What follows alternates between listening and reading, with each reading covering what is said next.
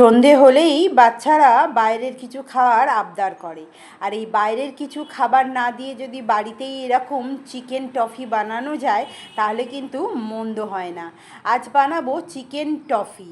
তার জন্য নিয়েছি 250 গ্রাম ময়দা, দিচ্ছি নুন, চিনি, দিলাম সাদা তেল আর একটু খাবার সোডা দিয়ে একটা নরম করে ডো মেখে নিলাম।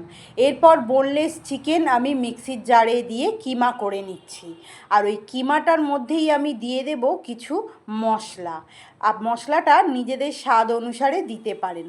আমি দিয়েছি পেঁয়াজ কুচোনো, দিচ্ছি আমি নুন, দিচ্ছি গোলমরিচ গুঁড়ো, দিলাম আমি ম্যাগি মশলা, দিচ্ছি জিরে গুঁড়ো, দিচ্ছি ধনে গুঁড়ো। এই সমস্ত কিছুকে হাত দিয়ে ভালো করে চটকে চটকে চিকেনের সঙ্গে মাখিয়ে নিতে হবে।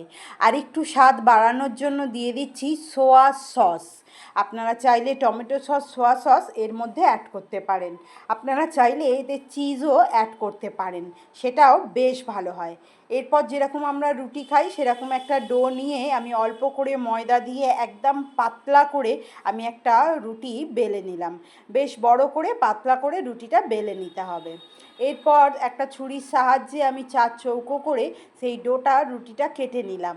কেটে নেওয়ার পর আমি আবারও একটা 4 চৌকো করে কেটে নেব। এতে টফির মাপটা দিতে সুবিধে হবে।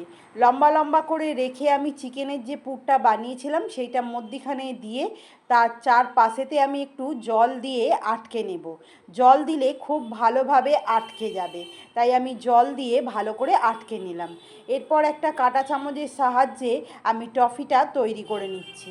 প্রথমেই কাঁটা চামচের সাহায্যে মুখটা মুড়ে নেব, তারপরে এই দুটো কাঠির সাহায্যে ঠিক টফির মতো তৈরি করে নেব। দুটো কাঠি না হলেও আপনি যদি টুথপিক থাকে টুথপিক দিয়েও সেটা করা যাবে, বা চামচ দিয়েও কিন্তু করা যাবে। আমি কাঠির সাহায্যে ক্যান্ডির মোড়টা দিয়েছি, আপনারা চাইলে চামচের সাহায্যেও দিতে পারেন। আমি আবারও একটা তৈরি করে নিলাম। ঠিক এইভাবেই তৈরি করে নিতে হবে ক্যান্ডিগুলো। আমি এইভাবেই সমস্ত ক্যান্ডি তৈরি করে নিলাম। এই যে লম্বা লম্বা সমস্ত ক্যান্ডিগুলো আমার তৈরি হয়ে গেছে। এরপর আমি সাদা তেল হাই ফ্লেমে গরম করে একদম ফ্লেমটাকে লো করে দিয়েছি। যতগুলো ক্যান্ডি এর মধ্যে যাবে ঠিক ততগুলো দিয়েই আমি উল্টে পাল্টে লালচে করে ভেজে নেব। কেমন লাগছে এই রেসিপি জানাতে কিন্তু ভুলবেন না। ভালো লাগলে একটা লাইক আর কমেন্ট করে আমার পাশে থাকার অনুরোধ রইল। যদি আপনি ইউটিউব থেকে দেখেন তাহলে সাবস্ক্রাইব করে নেবেন, যাতে সর্বপ্রথম আমি আপনার ভালোবাসা পেতে পারি। যদি আপনি ফেসবুক থেকে দেখেন তাহলে ফলো করে নেবেন, যাতে সর্বপ্রথম আমি আপনার কাছে পৌঁছাতে পারি। ঠিক এরকম লালচে লালচে করে আমরা সমস্ত ক্যান্ডিগুলোকে ভেজে নেব। একবার বাড়িতে বানিয়ে দেখুন, বাচ্চা থেকে বড় সকলেরই কিন্তু ভীষণ প্রিয় হবে। আবারও দেখা হবে নতুন একটা রেসিপির সঙ্গে। টাটা।